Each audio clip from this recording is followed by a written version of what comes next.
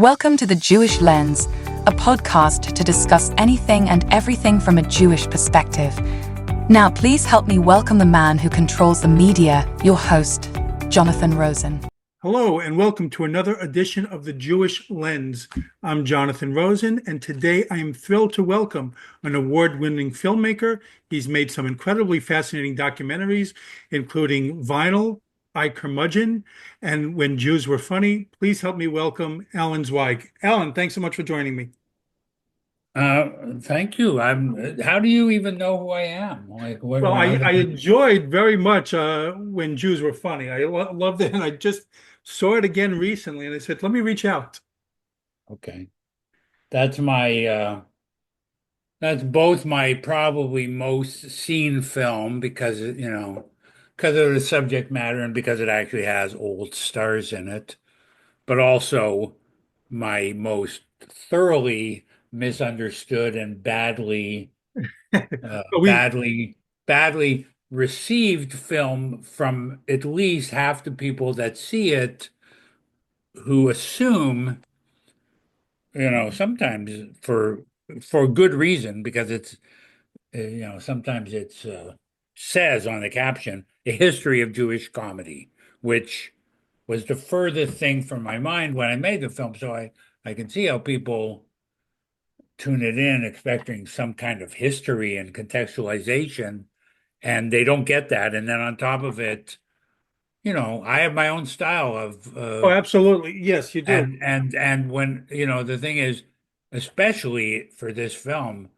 when I was interviewing people and they disagreed with me, that was great. It's like, that two Jews, three opinions thing. Like it's a film about Jews. If they disagree with me, it's fine. But people, I don't know why I'm launching into this defense of the film, but the number of times people will say, like, he's such an idiot, the people are disagreeing with him. And it's like, okay, but I made the film. I put those people in Well, who are disagreeing. I'm definitely gonna get to that one. I want to start before that, but we'll Okay. we'll get to that one. But yeah, Where are you, Jonathan? I'm in Where? Florida.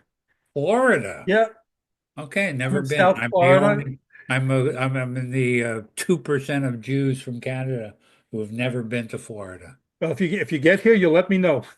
Okay. Well, I want to start going back with you. So we have a lot to cover, but so you grew up in Toronto. So Yeah. what was your family life like in general? And I also want to in particular with regard to Judaism.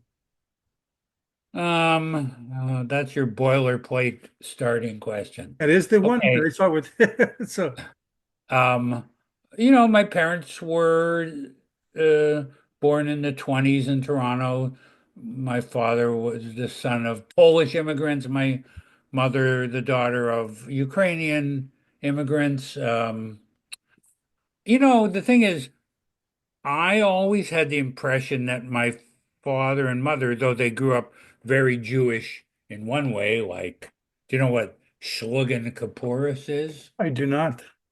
Well, Shlugan Kaporis is at this is probably my grandfather or even my great grandfather who I never met, but I know he would do this.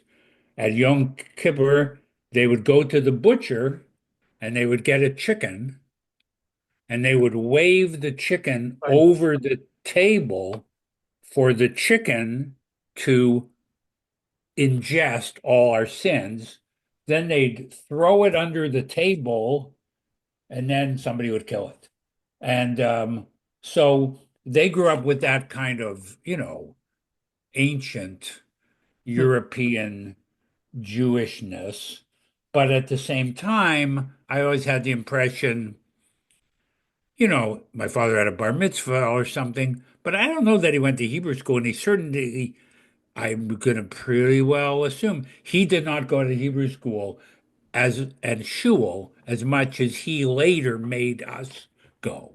So, so I think what happened was that, they were very Jewish in the way you would be a Jew in Toronto, in the community, separate from everybody else, in the little neighborhoods, almost like shtetls that they lived in.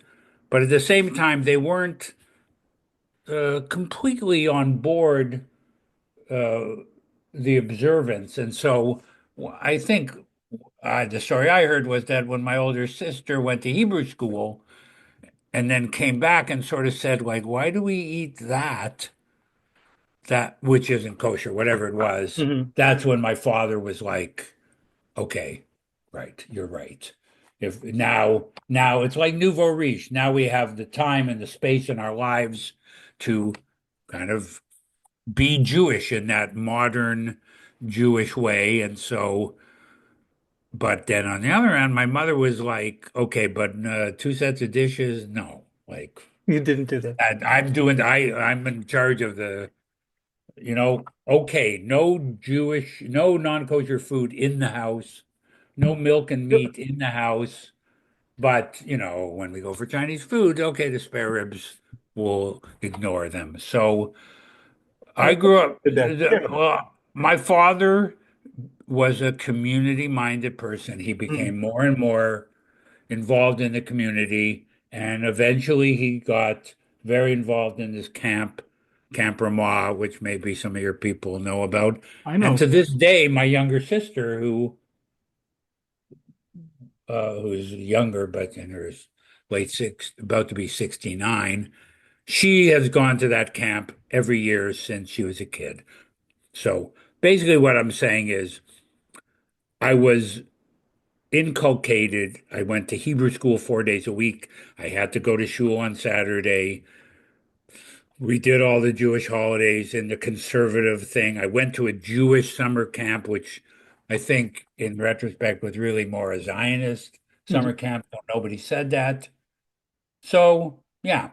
And basically, I would say that the religion part of it and the observation to the degree, whatever, I don't think I ever took it seriously. I don't think I ever thought, oh, if he wasn't making me do this, I would do this on my own. And as soon as he stopped making me do it, You I stopped. stopped doing. What did your parents do? Just curious. My mother was a housewife and my father was a chartered accountant. Mhm. And we lived in a wealthy-ish Jewish suburb in Toronto.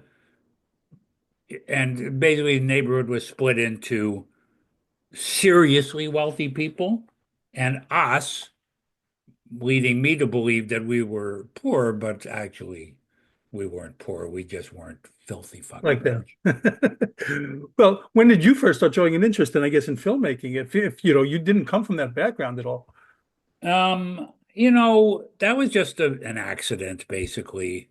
I would say that, I grew up in the 60s and I was very influenced by rock and roll and other counterculture movements. But at the same time, I was sort of on the train to go to law school, which Hmm. is just basically what else, and there's no family business. And, I'm upper middle class. You're going to be a doctor or a lawyer. You're going to be a dentist. You're going to be an accountant. And in university, I met a guy and he said, uh, me and my friends, we make a film collectively every year. Do you want to help out? And so I helped out. And, I'm not sure what aspect of it, uh, how the bug got in there, but I think to some degree it was that I was maybe, I don't like to use this word, a creative person who had never found any creative outlet. Like I always tell people, like if you were when I was in grade 8 and they're like, okay, next year you can do options, you can do shop, which I wasn't good at in like wood shop, or you can do art. Art meant you could draw. Art meant you could paint. Nobody ever said art For film. in the large sense of the word, right? Writing, filmmaking, etc., acting, etc. Art meant drawing, and I couldn't draw. So it's sort of like I just didn't think about anything creative till I was in university and kind of looking for an exit from my law school trajectory. So, When you came home, I mean, Was this something that you were encouraged about from your parents, or like, I want to stop doing law school. I want to go to film. I want to do film now. I would say it this way. Do you know what the expression that which resists persists? Yes. So my mother, of course, yeah, my mother was very old-fashioned and it was a shanda to her that I was not going to whatever, and that my brother became a musician, and that we didn't make a good living, and that we didn't have a nice house, and all that. My father was different, though he would not have actively encouraged us to do these things. He had wanted to go to journalism school, but Hmm. became an accountant. He had an artistic bug, which he expressed in various ways, including, Alan, there's a movie on tonight. It comes on at midnight. You go to bed, I'll wake you up, and then we'll watch that movie together and things like that. So I believe that he inadvertently Was giving you the okay? opened the door to Hmm. that. You know, he, yeah, my mother. The funny thing for me is that my success came very late in life, and by that time my father was dead and my mother was still alive. My father would have been able to appreciate it and be proud. Hmm. My mother really wasn't able to. She more found, if you said, "Mom, I'm a successful filmmaker, aren't you happy?" And it's kind of like, you know, uh, yes, I could have done that, but couldn't you have done both? Like been a lawyer and a filmmaker? Like, she never, Took to it. and I don't blame her. I mean, in retrospect, I don't blame her. If I could, I kind of wish I had gone to law school because my, I'm 73 and I'm still, I can't retire. I'm still wondering if I'm going to end up homeless. So, she was right. But anyway, yeah. So I would say my father accidentally encouraged me, but not specifically. So, so I was reading that you put yourself through film school by driving a cab, right? You drove a taxi cab for a while?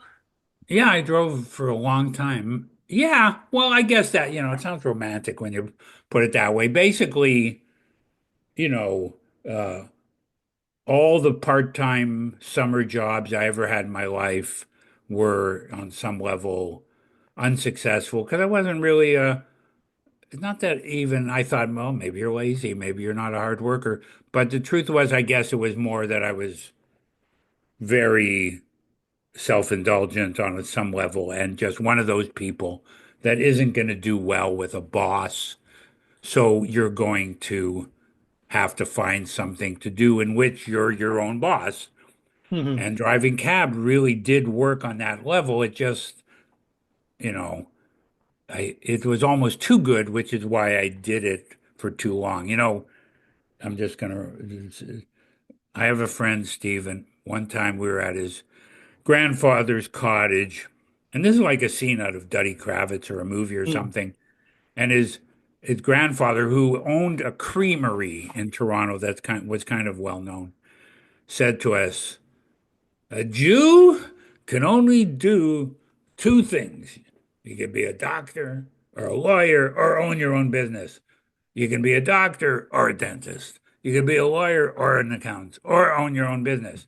And what he was reflecting was his time, like if you're not your own boss, your goyish boss is gonna make your life miserable. Hmm. So, you know, I don't think that directly. I don't think that was, I wasn't thinking about my goyish boss, but I think I was sort of in some ways channeling that you better find something where you're your own boss.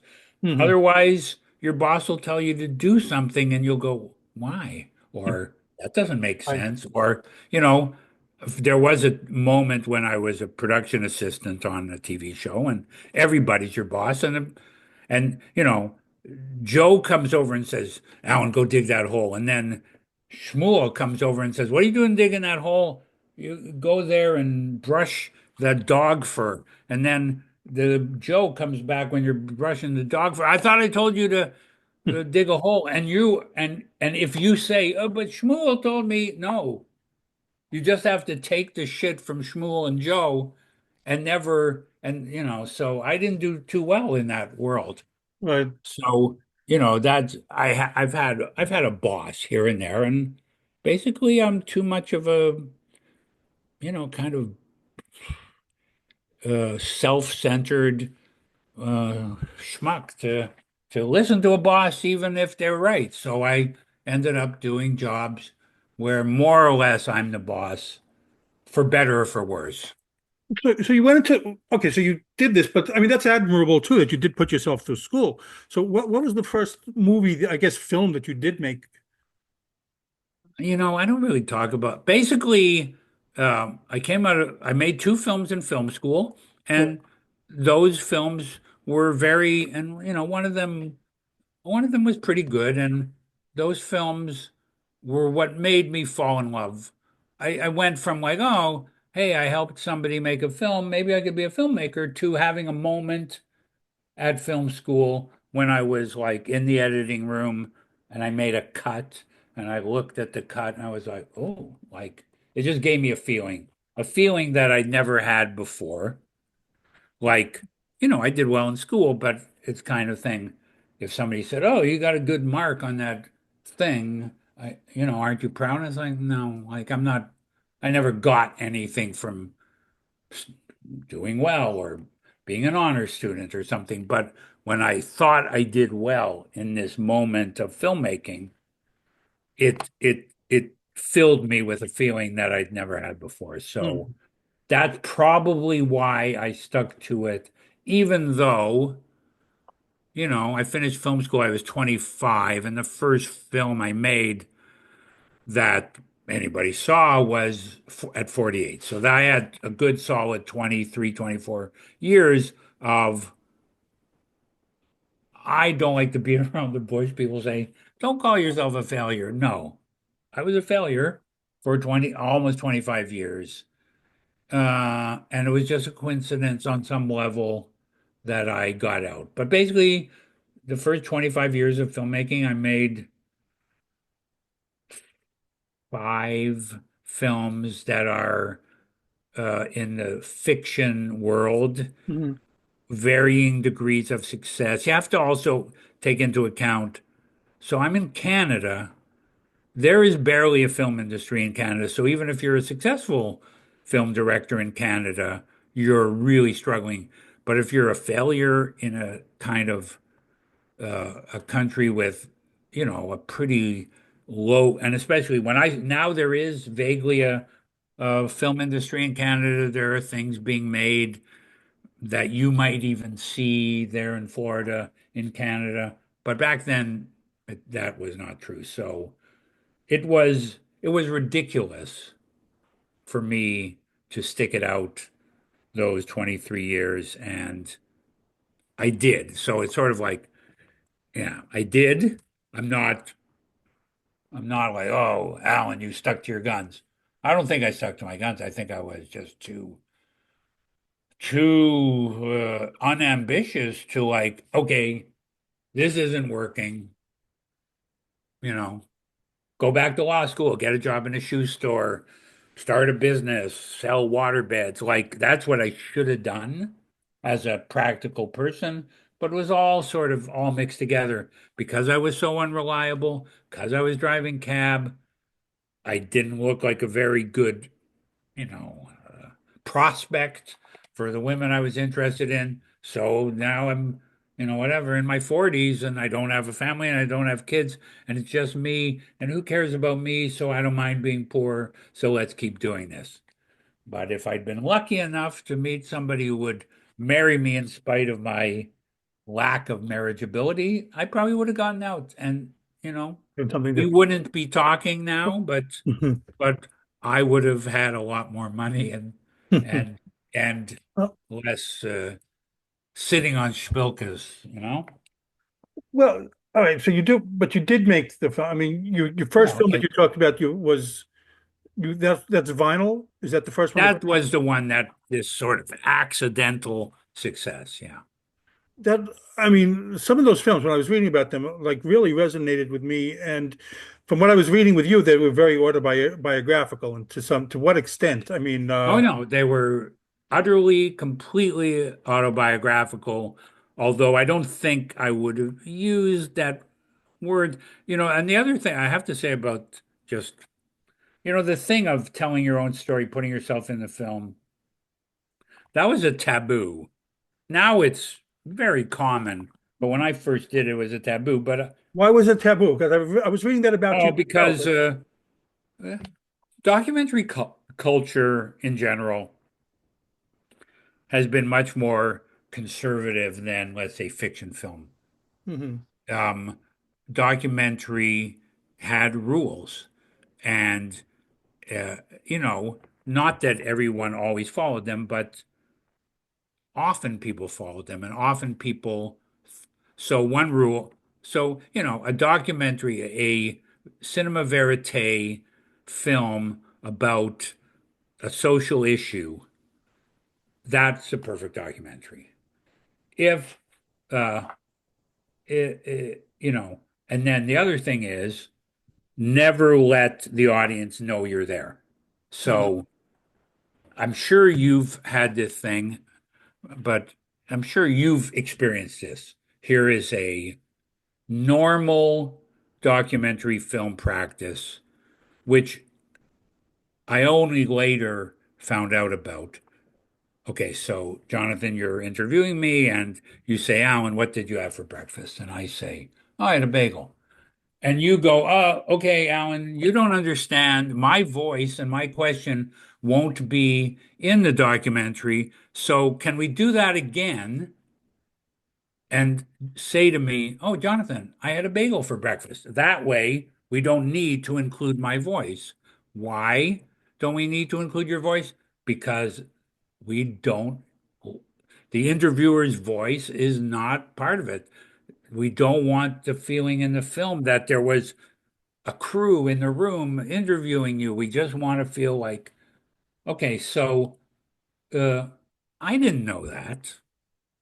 So I would mic, when I go to do a film with a sound man that doesn't know me, I have to tell him I'm mic'd because otherwise the director is what they call off mic. That's why sometimes in a film, next time for your viewers, I'm sure you know this, sometimes you'll hear the question from the director, but it sounds like he's 18 rooms away because they weren't prepared for him to be in there, but they really needed that question.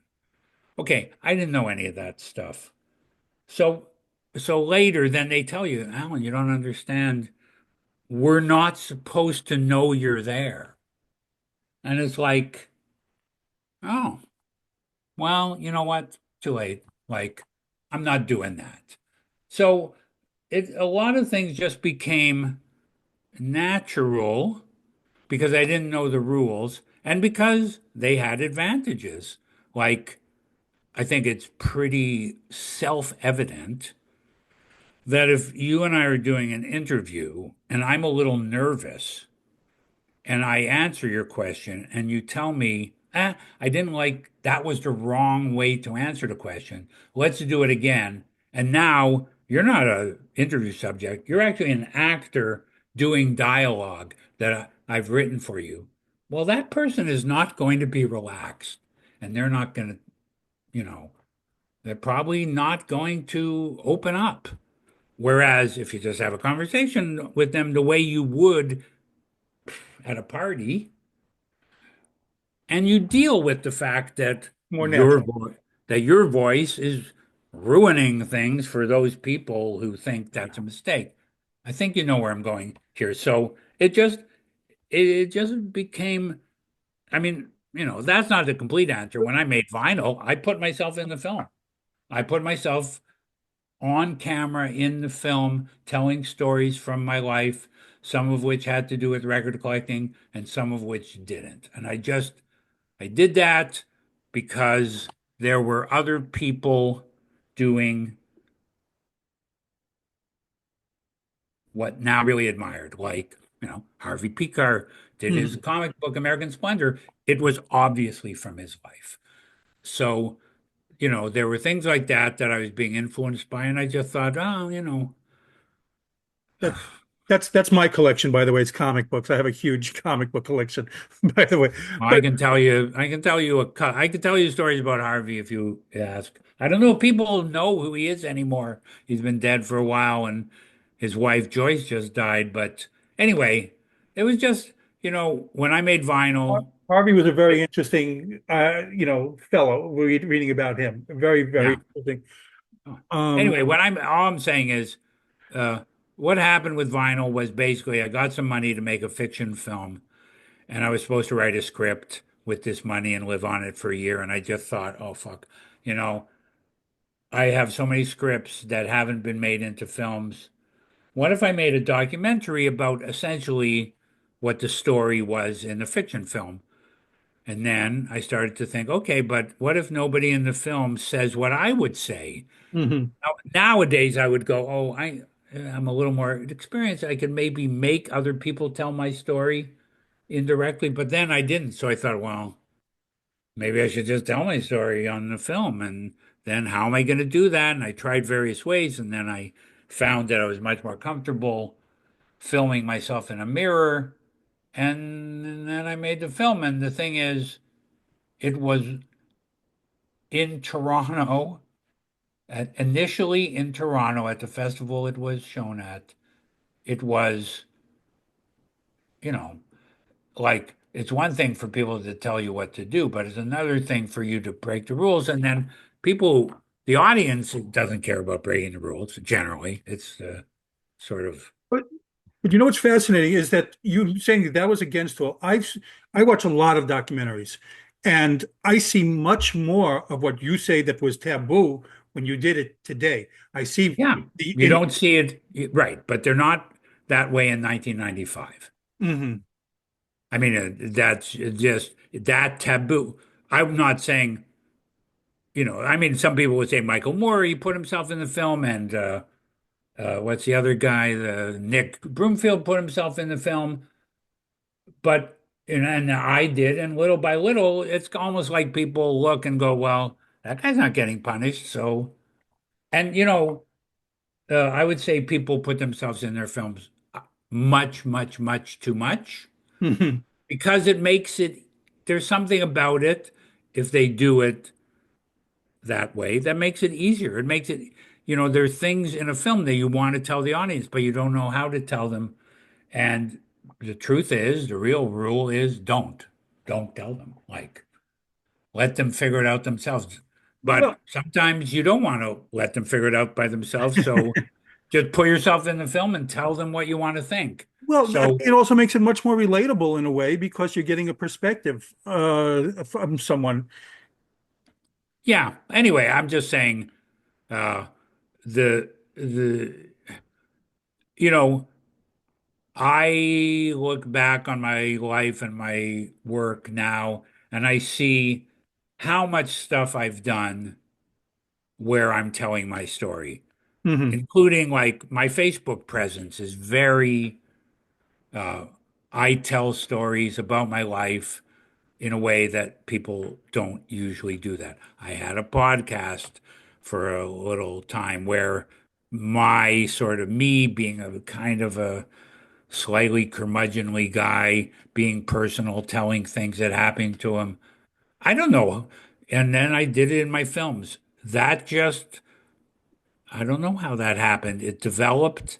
I think, I think what really happened was I met some people when I was younger, and they kind of convinced me that talking and telling your story was, better than worrying about people hearing your story and not telling your story. And so little by little, I just became comfortable with telling my story to the point that sometimes I tell a story even on Facebook and people are like, why would you admit that? And I'm like, because in my life, I have not really suffered from telling my story.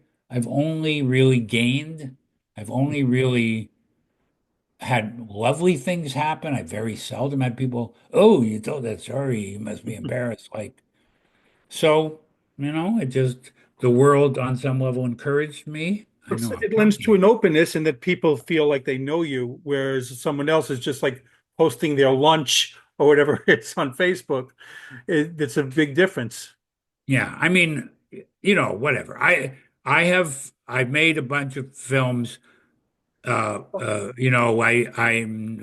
almost completely unknown in America, but in Canada, I'm fairly successful. And in Toronto, I have an audience, and they know me because they've seen my face and they know my voice, so they can actually they know I made those films because I was not in the background, and I cherish their reactions, and I know why they have those reactions because we all have private thoughts that we think, oh, I'm the only one who has ever thought something this horrible. And then some dude on a film says, oh yeah, I did that, and everybody's like, like thank you, like so.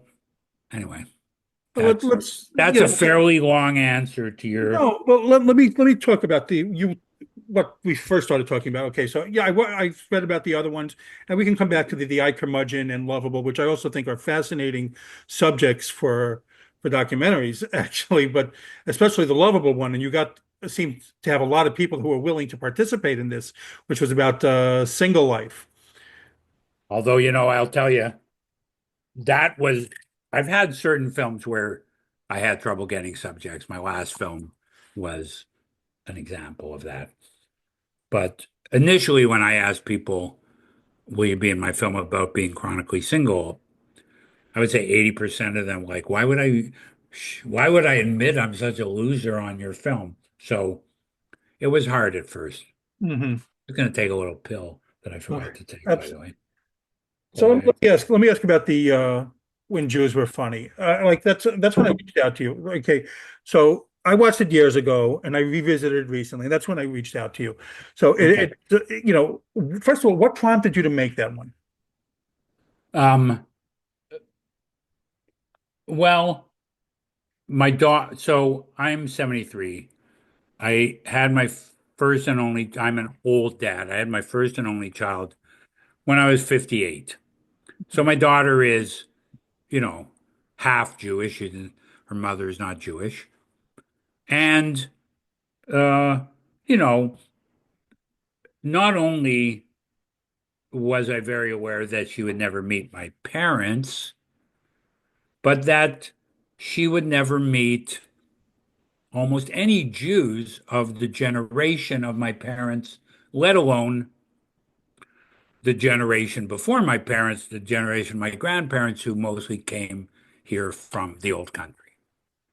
And because she wouldn't meet them, she wouldn't experience the Jewishness that I thought and maybe still think, isn't going to come from the Haggadah or from whatever else. It just came from the idiom, the Yiddish of now.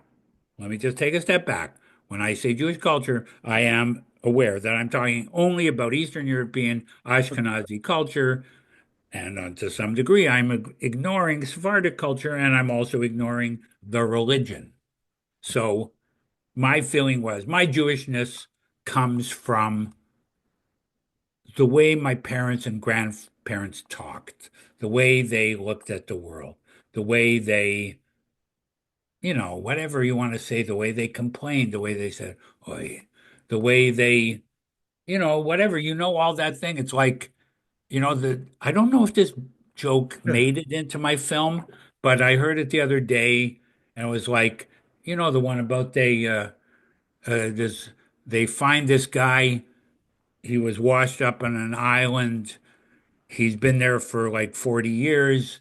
He built two shuls, and they're like, well, you were here by yourself. Why did you build two shuls? And he's like, that one I go to, and that one I wouldn't set foot in. Yes. So, like It wasn't that. Yes. That Jewish character, I was like, I felt bad that my daughter wouldn't experience that. Now, just going ahead 14 years later, I kind of think she did a little bit ultimately, and she kind of got it, I guess, from me. I mean, I'm an old Jew too. I guess I was thinking, well, I'm not an old Jew like those old Jews, but maybe in my own weird way I am. And maybe that's how she got it. But anyway, at that time, I was just like, I feel bad. And to some degree, not just for her, but for all Jews, that our connection to that European Jewry is is more or less gone. Although, again, I know what other people would say. Again, they would say, "Well, you think Jewish is bagels and corned beef? No, Jewish is the Shema, the prayers, the whatever." Okay, fine.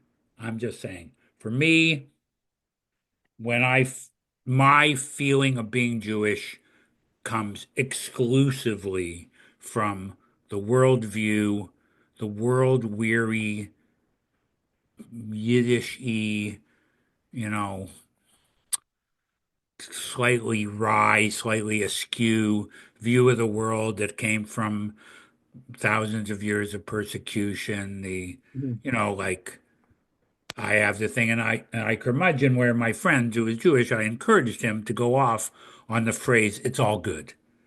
Like the least Jewish phrase ever. When I first heard it, I was like, okay, well, some schmuck just said it's all good, but that won't catch on. And it's like, no, it fucking caught on because the no Jew. If I heard a Jew say it's all good, I would be like, you know what? Go home and get your Jewish identity card. I'm gonna rip it up in Yeah. front of you. Like, so anyway, that's like, in spite of my non-interest in the religion, whatever, there's something in me that that I like.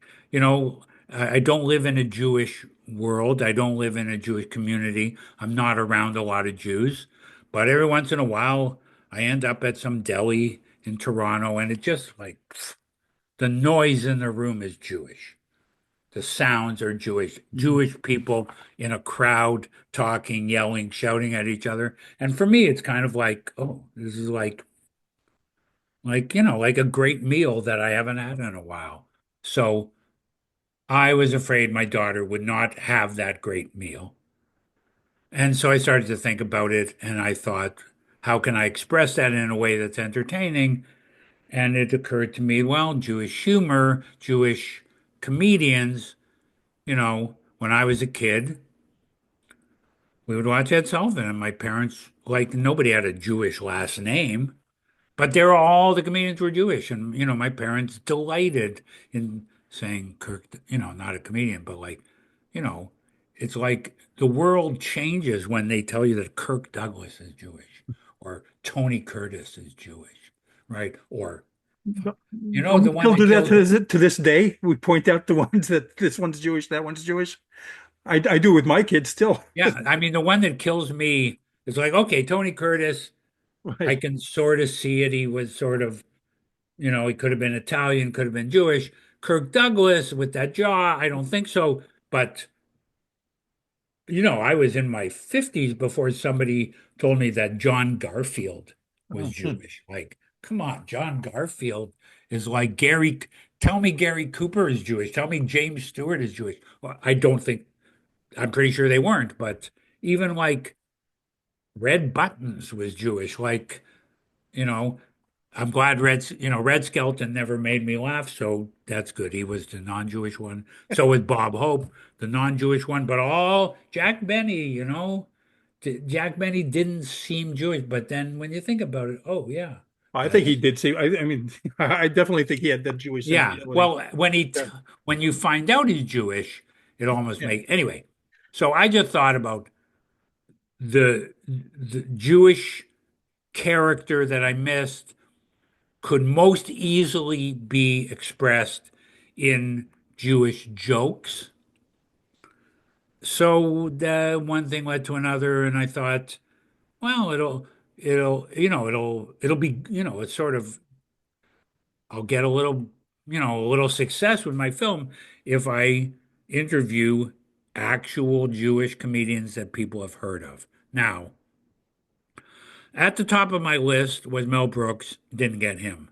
Hmm. Didn't get Robert Klein, didn't get Jerry Seinfeld, didn't get, Robert Klein and I think Mel Brooks were on the top of my list because my father loved Mel Brooks and we loved Robert Klein. We almost got Robert Klein. We never got close to Mel Brooks. Carl Reiner, we didn't get like a lot of the names we wanted. We didn't get, but nonetheless, You had it a was nice cool. It was array of. cool to like have knock at the door and Jack Carter opens the Mhm. door and he doesn't know what the fuck you're asking. Like the whole those guys you might find this interesting. So I was traveling with a guy named Perry who was a very very successful TV producer in Canada and actually could have been a pretty funny Jewish comedian himself. And he had done shows in Canada, including the Super Dave Osborne show, Right. where he knew a lot of the people that were going to be in the thing. And I asked him before we got there, Perry, when I asked these people about like their parents and they're growing up Jewish, especially since some of them like basically assimilated and kind of hid, what are they going to think? Oh, they're going to be so happy to tell those stories. Nobody ever asks them.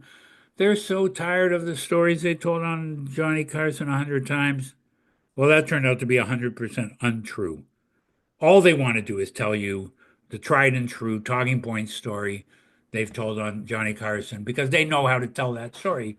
You ask them about their parents, maybe if you were at a deli, but there's a camera there and they just like, what the fuck you asking me about my mother for? So, but even then, their resistance was kind of funny. Well, you said at the beginning that a lot of them disagreed with you, and which I saw on the film that they Right. there was so many conflicted, and everyone had different, I guess, definitions of what Jewish humor is. I think it's more that because they changed their names and um, hid their Jewishness, they maybe had sort of developed a blind spot for how Jewish their humor was. Like, Mhm. I mean, I think if you had interviewed Alan King, who was one of my favorites, and we put Yep. some archival, Alan King talked like, you're at a bar mitzvah and there's some loud guy in the corner with some starker, as my father would call him, with a cigar, and he's holding court. That's Alan King. I think Alan King was overtly Jewish in his humor. Shelley Berman was not particularly Jewish in his humor, and that's why he argued. Norm Crosby was purposely very un-Jewish in his humor. I did like whatever. Norm Crosby is named Crosby. Like what? And his humor was this sort of almost British type malapropism. So when I'm saying, okay, yeah, fine, you try to hide your whatever, but who came to your parties? Oh, since these are red buttons, blah, blah, blah. Like, they have pictures on the wall. They have stories about red buttons, what he said to Mel Brooks, and then Shecky Green came in, and then this one, and they're just all a bunch of Jews from the neighborhood. But so, yeah. I mean, and also then when I say when Jews were funny, like it's a provocative, what are you saying? We're not funny anymore? And it's like, well, not in the same way, Not, I would say my grandmother was funny without telling a joke. She didn't even try to be funny. That's what I'm talking about. Like just whatever, the whole like, Mom, why don't you sit down with us? Don't worry about me. I'll have some cornflakes. Like that whole Jewish suffering thing. Anyway, Well, when someone says Jewish humor, so what first comes to your mind? I mean, what kind of definition pops into your mind that you would describe Jewish humor to someone? um, here's something I can say that's historically true.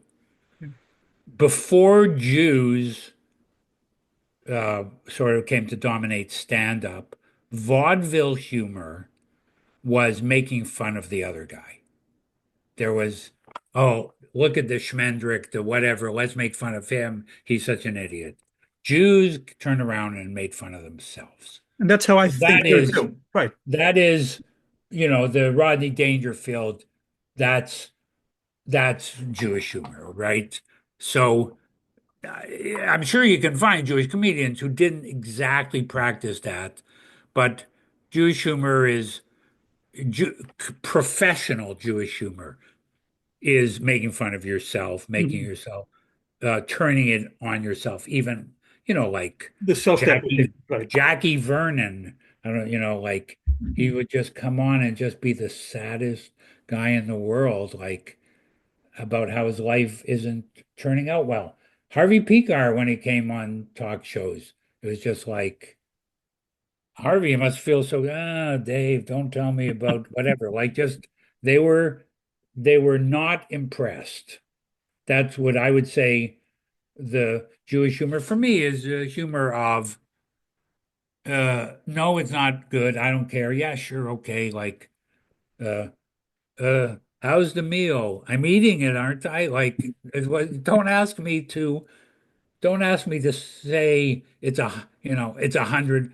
Again, if it like it's a non-Jewish thing to say, son, you can do anything you want in your life if you just put your mind to it. No, no, like they don't grow up with that. So it's just the some of Jewish humor is the denial of the goyish lifestyle that we live in, maybe to some degree, kind of Mhm. making fun of that.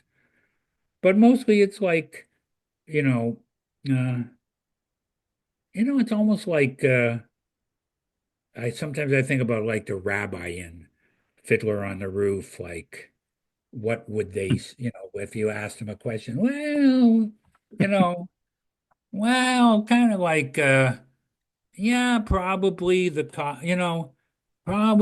Cossacks will be here any minute now and start killing us, but right now they're not, so enjoy the Kugel. Like anyway, I don't know. I'm not the thing about filmmakers, it's like I'm not an expert in Jewish humor.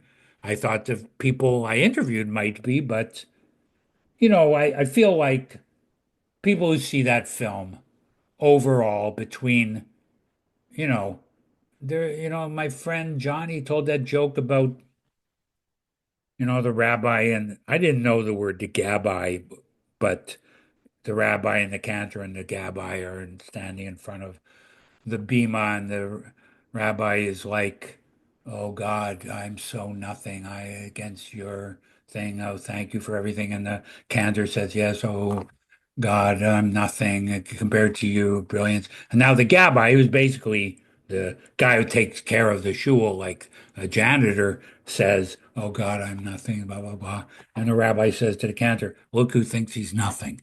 Like Yeah. like that's a Jewish humor. I don't know how you can explain that, but I think when you're Jewish and you hear that joke, you feel like I've been living that joke my whole life, So do you think there's still, is there still Jewish humor today? Or do you think it's Well, evolved or is it gone? no, it's evolved. I don't think it's gone. First of all, there are Jewish comedians, some of whom are in my film, who are still Hmm. doing Jewish humor, like what's it, You have Elon Gold and Modi in there. Yeah, Modi, Leon, what was it? Elon Gold, right? Judy Gold, Hmm. Elon, Judy, is that her name? Judy Gold too? I can't Yes. remember. Hmm. And Elon Gold, no. And then on top of it, I would say I'm not going to go through them one by one, but that Jewish humor making fun of yourself is still fairly strong uh, strain in all at this point, it's the the vast majority of comedians probably aren't Jewish. Now there may be 20%, which is still wildly disproportionate to our population, but still we're not dominating. But I have a feeling if I sat down and watched 100 comedians, I would be like, that's still that similar, Hmm. that humor, some people would say that humor the Jews introduced, that's American humor, period. And so, if your listeners want to prove me wrong, I'm sure it would be easy to find Dave Chappelle. Is he doing that? Well, maybe Dave Chappelle isn't, but even Dave Chappelle, when I see Dave Chappelle, he has this kind of world weary thing, you know? So yeah, I still see that. But anyway, I I mean, agree. I agree with you. I think it's evolved somewhat, but I do see some, I guess, strains of it in today's comics in a lot of things. And I'm drawn to that still, even now, to that. yeah, I mean, I'm so you see a lot of comedians on TV, and there's some that I see that I immediately uh I saw. I think the guy's name is, well, yeah, I I wish I remembered the guy's name. Somebody told me to listen to this podcast because the guy reminded him of me, and I listened, and the guy was 100 times funnier than me. Hmm. And I don't know if he was Jewish, but immediately I heard it's just like it's like an inflection. It's a sound in the air. I saw there was this guy, Kurt, I think his name is Kurt Metzger. He was now Kurt Metzger, is he Jewish? I have no idea. But as soon as he started talking, he told this joke, which I can't really do, but he's kind of like we were at our father's funeral, and a guy runs into the synagogue and told us Michael Jackson died, and then he says, and we felt so bad. And just like it's a sort of, I don't know, you're at your father's funeral and with Michael Jackson. I don't know.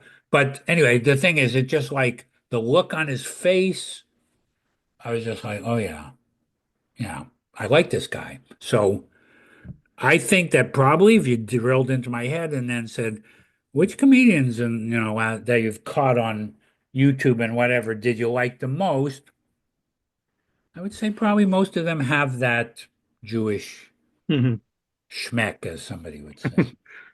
Well, talk now, going back to you, when you look at your earlier documentaries, the I Curmudgeon and the Lovable, and even Vinyl. When you look at that, because those are very autobiographical, is it?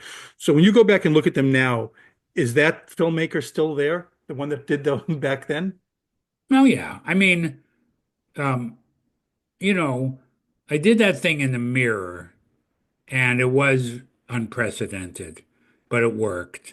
And I kind of decided at that time, well, I wouldn't want to. Let's see what else we can squeeze out of that technique. So I did one more, and when that worked out, I thought, okay, you know, someday somebody can refer to this as a trilogy, so I'll do one more if I can. So those films definitely go together. Uh, then 20 years later, I did kind of a homage to vinyl called Records, Hmm. and I appeared in the mirror one more time. So I kind of ruined the trilogy. I've done that. I've made 12 films, 12 document feature docs. For them, I'm in the mirror. I would say there's a few of them where my presence, where definitely the story isn't at all my story, but even then, like the next film I made after Lovable was called A Hard Name, and I interviewed middle-aged ex-cons. Right. I have no story there. But because I'd gotten used to this sort of conversational interviewing style, I did continue that. So basically, when you're interviewing people and your voice is in the film, even if your image isn't, you are what we might refer to as an off-screen character. Hmm. And so the off-screen character, who is the interviewer, but who is also revealing something about themselves just in their reaction and the questions they asked, I started to feel like sometimes when I watch a film, I want the interviewer to ask a question for me. Hmm. When they don't, I feel frustrated. I feel like they stopped. I feel like, what are you doing here? And I feel like my audience, when they hear me, even if they don't know me, and even if they've sort of picked up some clues about me over the course of the film about who is this person, and now that person asks a question, and they're like, "Oh, thank you for asking that question." It's like the idea that I'm there for them. I, again, You're the surrogate. Jonathan, I didn't invent this for that purpose. There's a whole bunch of things that I do that de facto seem to have a certain benefit. And though I've never stopped hearing that I'm breaking rules, and and I definitely have been sort of marginalized in some places for continuing to break these rules. I'm a Canadian documentary.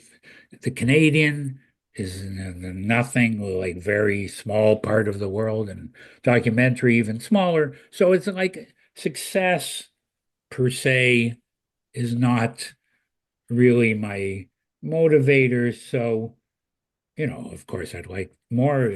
I'd like to win an Oscar, but yeah. So anyway, all I'm saying is my half-assed off camera, asking the question, being the fool for the audience, that never went away. So even I would say out of the 12 films, there are five in which really I made a film about ex-cops. I made a film about Nunavut and the Inuit people of Canada. Hmm. I have those are not my stories at all.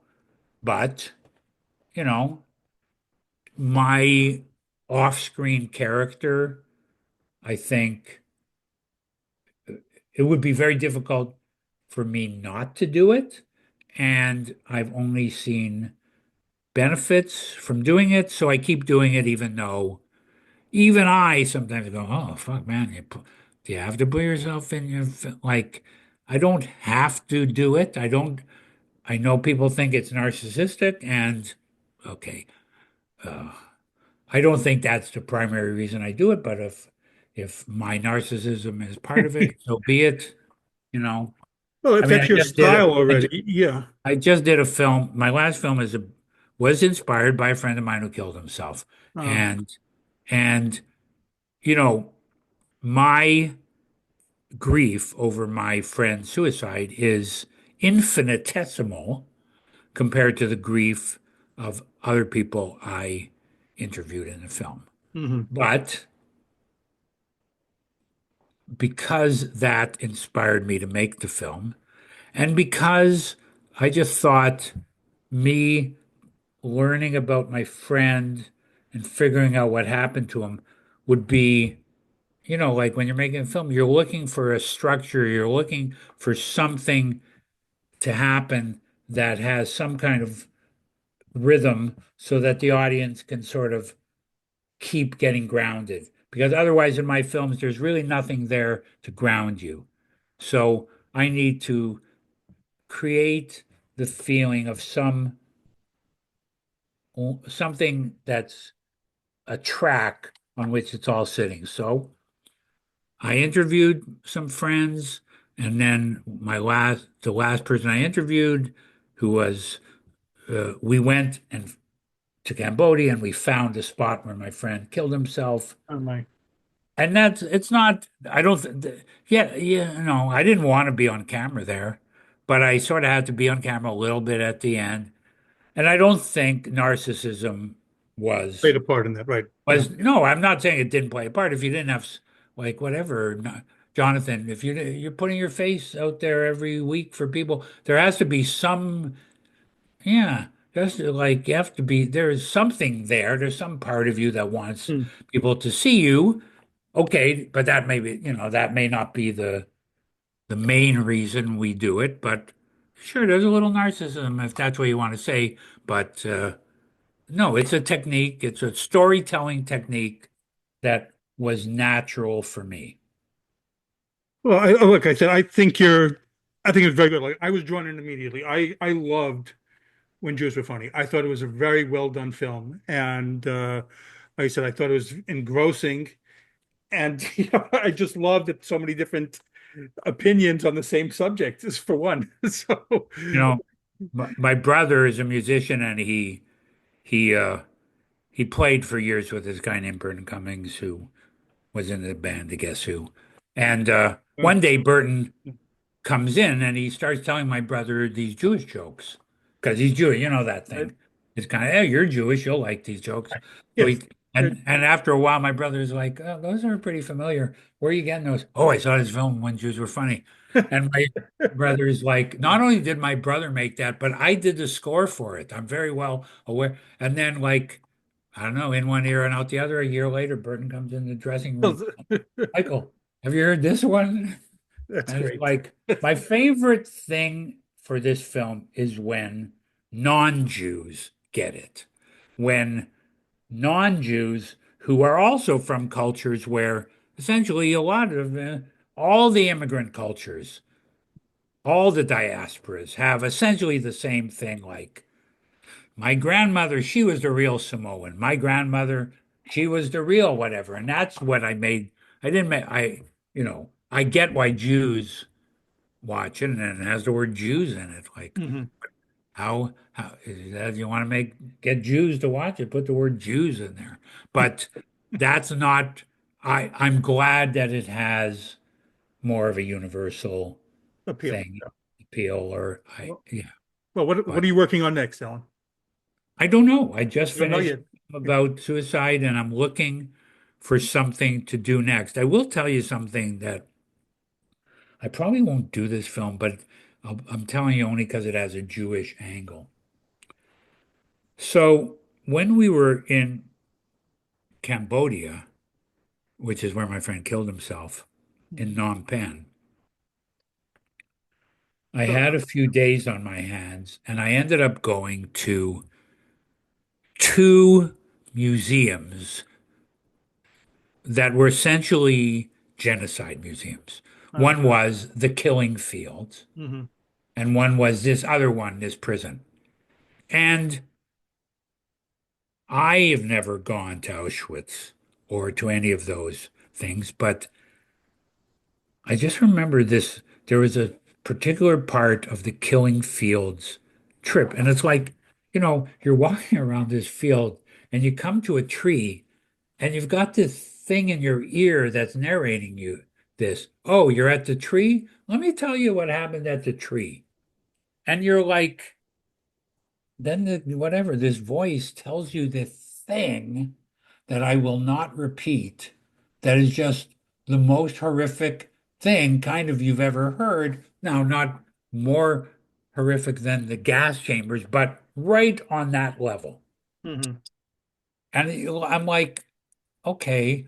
It was like, well, I'm glad you told me that, but what am I going to do with that? And then whatever later, 3 months, 6 months later, I see that movie A Real Pain where they're Mhm. Jesse Eisenberg. And so I just started to think about this term trauma tourism. So I've been thinking about that, but I really doubt I will make that film. So, but because I don't know what to say about it in a way. Like, what are we supposed to, how are we supposed to react when we go into these trauma museums. But I don't think I'll make that film. I mean, I don't know. I don't know what I'm doing next. I'm looking for a job. Hmm. I'm hoping that I'll do another podcast. I had this podcast last year called The Worst I Podcast, saw that. I saw it. Yeah. where I asked people the worst this, the worst that. I would say that's pretty Jewish.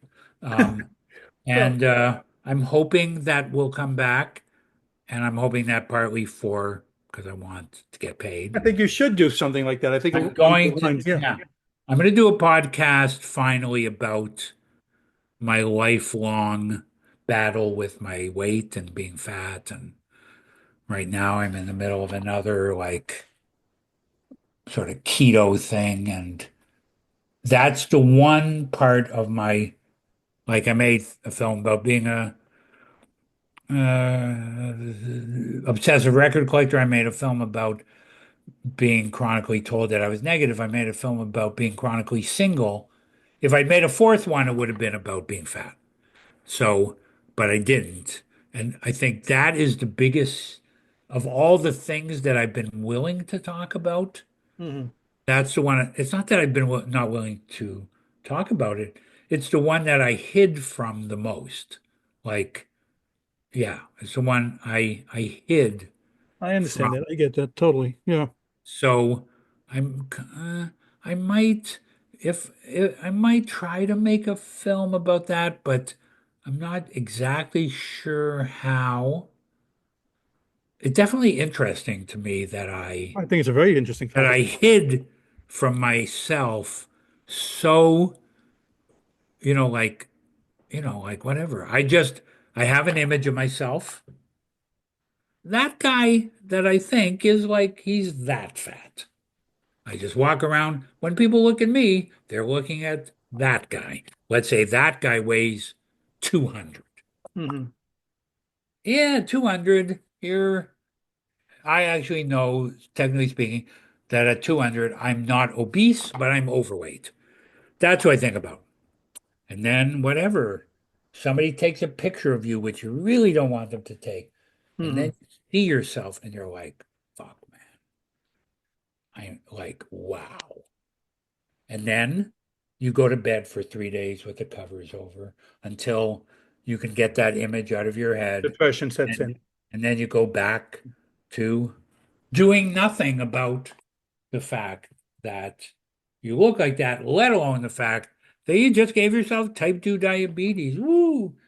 Like, so, uh, and I think that would yeah, be a very good film, actually, and I think that would get a lot of eyes on it as well. maybe as much as a Jew from Canada making a documentary can get Well, seen. well, I like I said, I've enjoyed talking to you today. I really like I said, I'm a big fan.